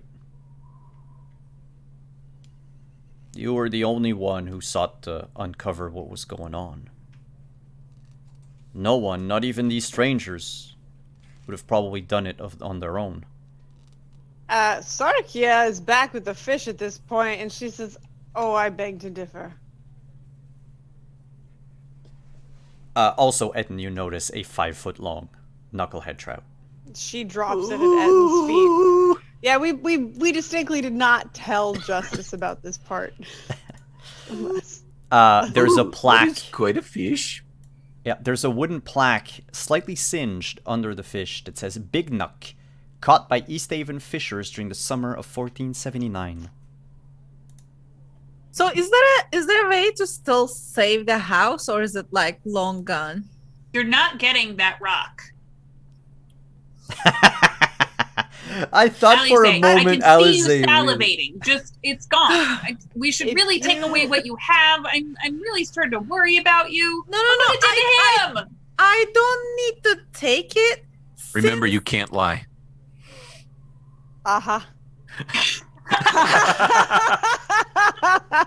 You're allowed to not. Yeah, Put you're that allowed to face. not say anything. That was the best phase. Okay, I would like the speaker to request one last thing from it. That's it. Because it seems that Rock listens to him, and we are here to protect Alice, everyone. Did you see what just happened? There is a grown man weeping like a child. He's not crying. Look at No, it. but I This is would. pathetic. Could It you is perhaps? pathetic, but we are not. So we can deal. No offense, but we can deal with the whatever consequences. Just let's have him ask, and At this point, unfortunately, mostly because Kelly made a roll. If high she'd or looked, low. he'd already described yeah. it melting anyways, remember? Yeah, it does melt. It gets very soft, Shardlin. Sarkia would just look at Alize and say, if you attempt to communicate with it in any manner or touch it, I'm afraid I might have to take extreme measures. Are you threatening me? I'm just concerned about the fact that you're so addicted to this that you could see a dead body that used to belong to me tied to it and still want to go speak to it. You realize you're covered in blood right now, I don't right, care. Sarkia? I mean, a lot of people died because of religion. You're not talking to Etin about why he still worships a god. Point of Right? fact, Simon, I did make my... It's like the power is there. There are bad, evil witches and mages like the one that got burned. We are not burning you down, are we? I think. First thing, Kelly's going to ask Simon, because I did pass my check on the history/religion, I was the one that you said I knew who Ertu was. Yeah. Okay. Secondly, Sarkia will just turn and stare at Alize. And mind you, she looks creepy as shit at the moment. She's You mean covered in normally? blood, and her eyes are glowing. I'm sorry, did you say you wanted to try to burn me? Captain Arlagath pipes up. Enough! Clearly, this stone brings nothing good for anyone within Easthaven. It really doesn't. It needs This to be is dumped true. into the bottom of the lake. No, have no one touch it. Call the Bryn Shander and have the priest there come here and put her to some use. Consecrate all the ground around it, and then have someone That's a better excavate and idea. bury it. That's a better idea. We It's not have. just the stone, it's who the stone depicts. And she kind of has a side eye at Ragnar to make sure that he's okay. Brother Rogar is going to take care of this. This is not something you want to mess with. No, Brother Rogar is our priest of Tempest. Can we meet Brother Rogar?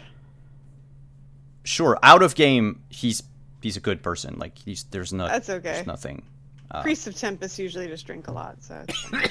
Where do you get that from? You. She says, I think it would be best for all of us if I will go disperse the crowd, but I think it would be best for all of us if no one was within sight of this thing until it is fully melted.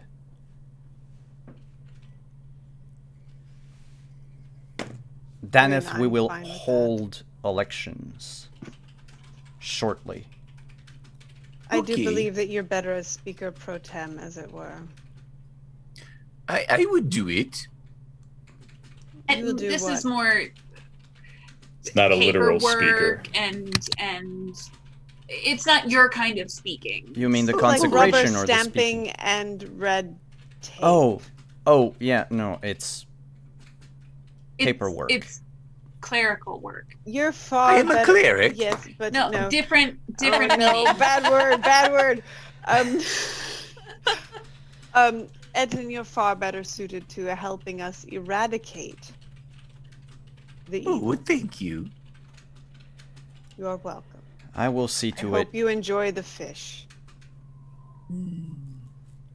This is not edible, correct? No, it is It is stuffed. very old. Yeah, It's very old. It So was not fished no. out 10 years ago. But it's and bigger. stuffed. It's bigger than old Bitey. It's aged jerky. However, Also, I will property of say East this. Haven. I will say this. Plasticized. If you do wield it, it counts as a great club. Oh boy, that laugh gives me sad face.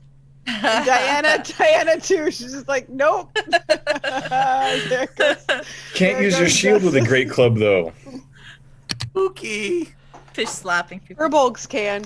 Furbolgs have proficiency Captain, is Yeah, there, no, but is it's there the number of hands. with great weapons.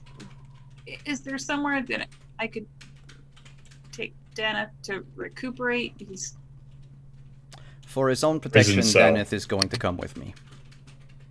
Prison and or temple. Right now, well, now that you mention it, the Temple of Tempest might be the best place. I fear that Sark- if yeah. people Sorry, go ahead. hear about what's been going on, I mean, they did see him try to protect that, Oh. and she points to the doppelganger. Oh, I would Oh, rather no. they try not to release their rather- anger. I would rather that you keep him protected, but also don't try to cover this up. I'm not covering anything. I know what I'm doing. You can protect him all you want, but all covering gets is more people that are susceptible. The next time this happens, and there will be a next time. This, and she points towards the statue that's melting. You have no idea how long that has been trying to get up here. She kind of slides a glance at Ragnar and then looks back at the cop. Well, It's a- Why does hopefully- everybody keep looking at me? That's just rude. It's been trying to get up here and establish itself for a very long time. It's not safe. I believe you. Don't cover it up.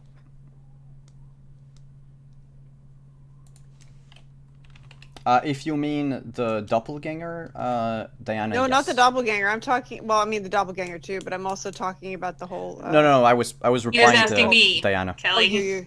Oh, sorry, my bad. I don't have chat up. I'm sorry. No, she's going to bring him to the temple because she doesn't want any of the villagers to suddenly go, "Hey, we remember he was with her. He's probably evil. Let's, curb stomp him to death." So- Could I help her with the body since I am of large frame and great strength? Oh, so here's the thing.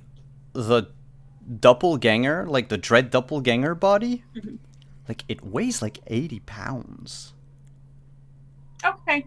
It's Like bird n- bones. Yeah, like you can. Well, I mean, it's in a very bad state, but like someone could just hoist it up and just drag it around, and it wouldn't be. Especially for you, Helafine, it is not a problem. Not at all. Just it really is more of a sign of onus for the situation that we instigated. I want to help in that process. As much as I can, even if it's not necessary, even if it's not something that she needs help with, I want to take the onus on myself because this is something that I feel we have caused. Oh well, Give yeah. me that idea.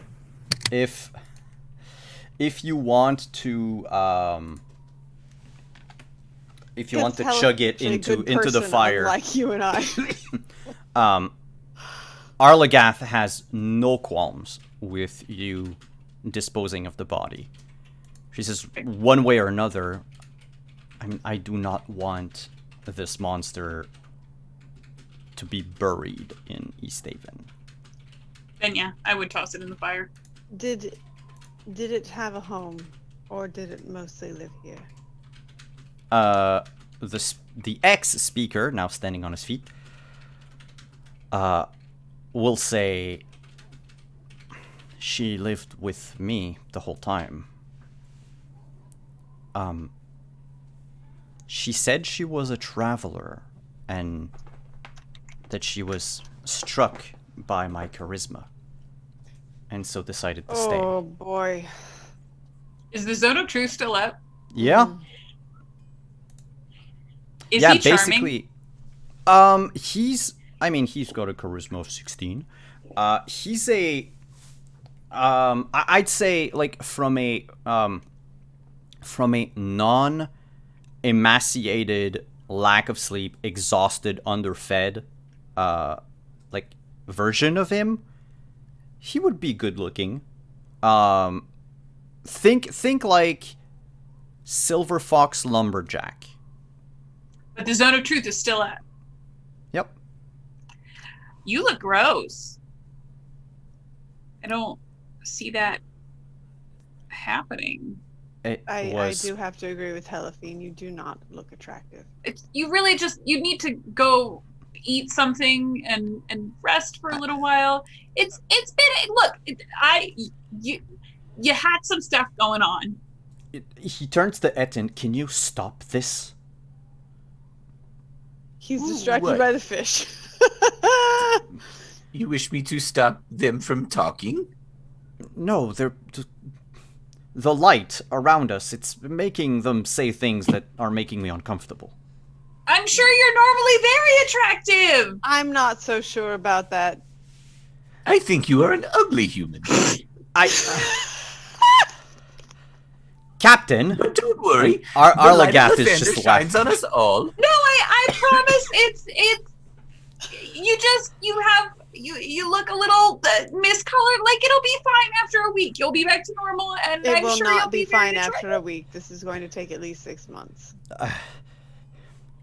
I really just want to know if she had anything in there that I can possibly take. You That should was leave. mine. This is getting bad.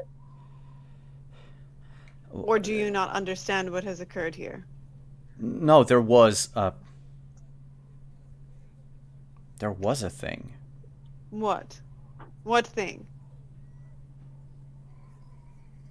And he looks at the burning house. I was like,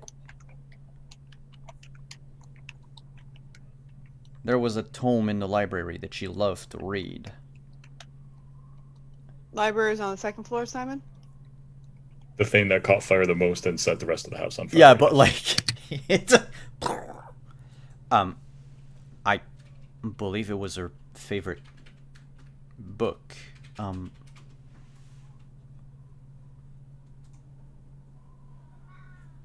Something about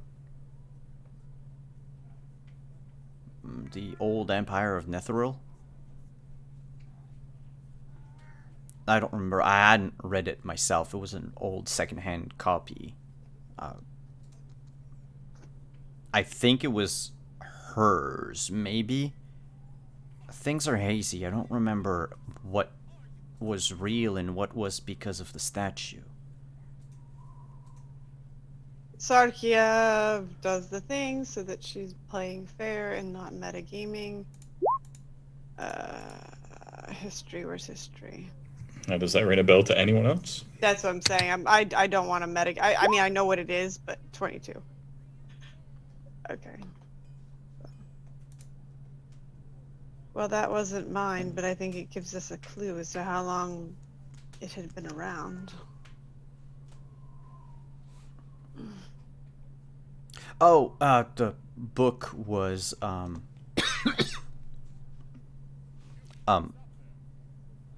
not from Netheril. No, but about. Yes, an old history book. There's not many books about Netheril that still survive. She Definitely might not have. ones from there. Oh, I doubt it was from there. It wasn't. Trust me. But as far as what could have been her possession, that was, I think, all of it.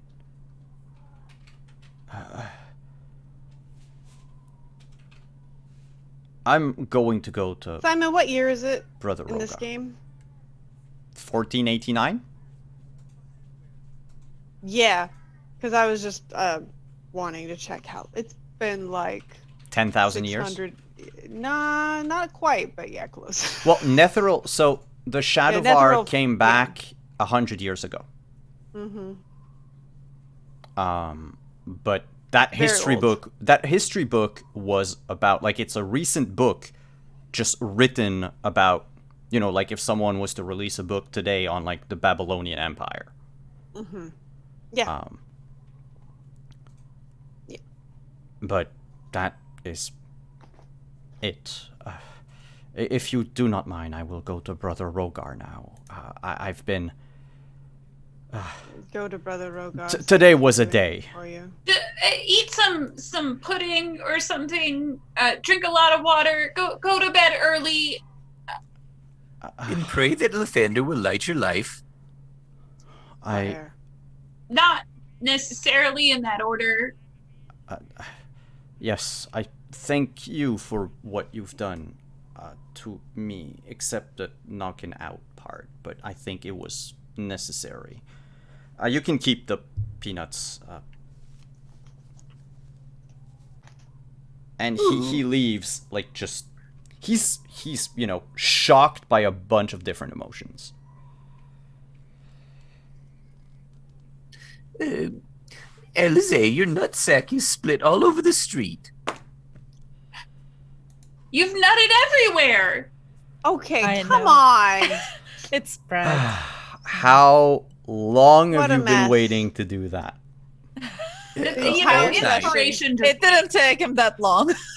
Yeah, it was the whole session. I mean, yeah, you did... Well, it's in 2 rounds, so it took you 12 seconds to nut everywhere. I mean, Yeah. that's pretty long. It's impressive. Yeah, it's a proud Protracted. of you, Alize. And it was a knockout. I mean, She had to beat off a few times though. Like she had to do a lot of swings in there. that's like Sting level there. You know, I mean, just. Alize, you beat the speaker off with your nutsack. Oh gosh. If you would come with me, the captain says, I may have something to as payment, or at least as a thank you, I guess. Sure. And I she's can't lie. she's going to bring you to the basically to the guardhouse. And after rummaging for a while, she gets a little wooden box. It's about like this size, right? It's fairly tiny. And when you open it inside, there is a fine golden chain. And upon the chain is attached this golden symbol. It's 2 hands wrapped in twine. Without a check, Etten, you immediately recognize it as the symbol of Ilmater, the god of penitence, mercy, and self-flagellation. Did you say Ilmater? Yeah. Oh, good. She says this used to belong to a my brother. He died on a pilgrimage, but I never... Really should have prayed to Lathander. That's a little mean, but this happens over a decade ago, so I will let that go. I moved on, but I could never bear to wear it myself. I have no faith in the divine. Well, hopefully after today and seeing the miracle that I have brought... Edson, no. Not now. Nope. She just looks at you, Etten, and says, maybe. I'll take it. And she hands you what is a periapt of wound closure. Okay. It is a magic item that requires attunement, but basically, if you fall to 0 hit points, you automatically stabilize. And whenever you roll hit dice during like a short rest to regain hit points, you double the amount it restores. Nice. It seems useful. Yeah, it's like a don't die thing. Didn't help his brother. No, that's the ironic part, but try not to tell it to her face. It's like those boots we found, where It's almost like every time someone gives you something, it's something that would have saved the original person and didn't. So, yep. And with that, we're going to end tonight's session. Ooh, we didn't burn down the town, yay us. I believe... The one house. I believe what we're going to do, we're going to chat a little out of game, off camera, to determine where the group is going next. And I think we'll start our next game when you reach this destination. How about that? Okay. Okay. Lovely. Skip some montage. Okay. But, please... Training montage. Everyone, thank you for coming. No. Thank you for taking time, off your Monday evening to come and watch us play some D&D. Thank you, players, for taking the time, as always, every Monday. If you have anything that you want to shout out, please do so. We'll do the same order as we did the intro, so we'll start with Diana and then go around counterclockwise. So any project you have, anywhere we can find you on the internet, the mic is yours. Sweet. So, wow. Justice, you and I are in all the same places this week. Tomorrow, over on Bard and Barbarian's channel, we have our second episode of Outbreak Undead Dread Rising, the amazing game that we started last week. Zombies. Shit's getting wild. Wednesday, we're over on Like Seven Spoons channel for Treasure Tuesday, but on Wednesday. Treasure Tuesday. Thursday, over on Bard and Barbarian again, we have Call of Cthulhu. We're back with Iron, Dust, and Blood. We just left the Valley of Time, so shit's about to go wild there too. And then Friday, we come back with our World of Darkness New York games. We're going to be jumping into Mage over on Q Time's channel. Slinging spells. That's Awesome. That's all. That's not it. I mean, Tuesday Yeah. and Thursday morning, we will be having our morning show. But What If, where we will tackle news, Kickstarter, and zombie survival guides. So that's it. So, yeah. I just wanted to leave you something to talk about. Thank you. Mage is a very cool game. You were playing Ascension or Awakening? Technocracy. Oh, okay, okay. Ascension. Yeah. It's cool. It's cool. It's complicated. Yeah.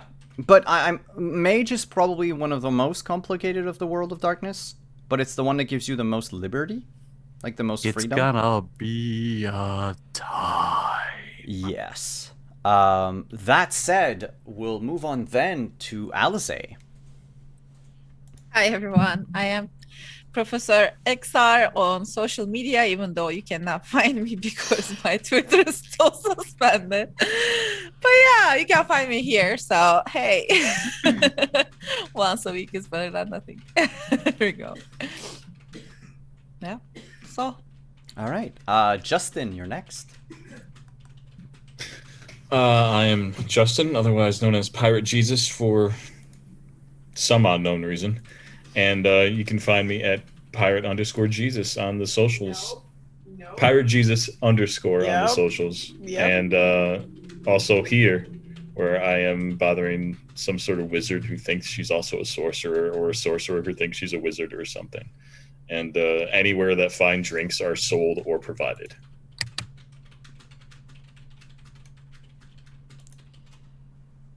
And it's lastly, me? yep, Kelly. Okay. Hi, I'm Kelly, mostly known as the Opera Geek. Let's see here. Tomorrow you can catch me on my Twitch channel streaming what's most likely going to be some more Path of Exile Ultimatum, which just released on Friday, so I'm a little bit into that. Sorry. Maybe Civ if I get really angry. Which is just going to make me more angry. Other than that, you can also catch me on Saturdays at 4:30 Eastern on Let's Get Wild Mount, which is a D&D show set in the world of Critical Role, where I played the gunslinger Odessa, who gets way too many actions per turn as per DM Gil Ramirez. But yes, that is on twitch.tv/criticalbard or twitch.tv/D&D. And if you want to follow my shenaniganry, it's twitch.tv/theoperageek, or just go to Twitter because all the links are there. Right? And, I mean, yeah, and I am the other half of that. Just saying, he does annoy me. And as for me, you can find me not tomorrow, but Wednesday and Thursday, we are going to try out the game Animon Story here on Wandering DM at 8 p.m. Eastern. So if you're a fan of Pokemon, Digimon, or even Monster Rancher, be sure to stop by. Wednesday, we're going to make characters, do a little session 0, and then once we've got our kids and our monsters done on Thursday, we're going to play a one-shot to showcase what the game is like. It's wholesome, it's cute, it's a game that I fell in love with the moment I heard about it, so you will not want to miss it out. The game itself, Animon Story, comes out on Friday, so if you like the stream and everything, you won't have to wait very long to get yourself the book.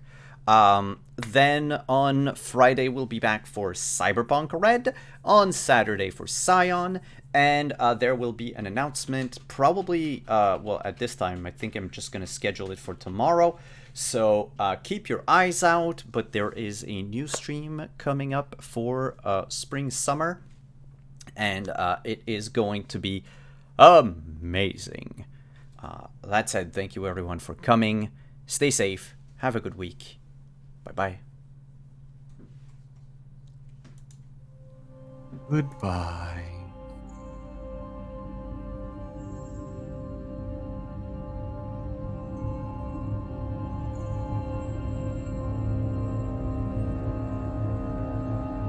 Shit, I forgot. Sunday, I'll be over on Praxagorathus Meforius channel for the finale of Romance of the Blue Rose. Okay, now it's done. Bye, everyone.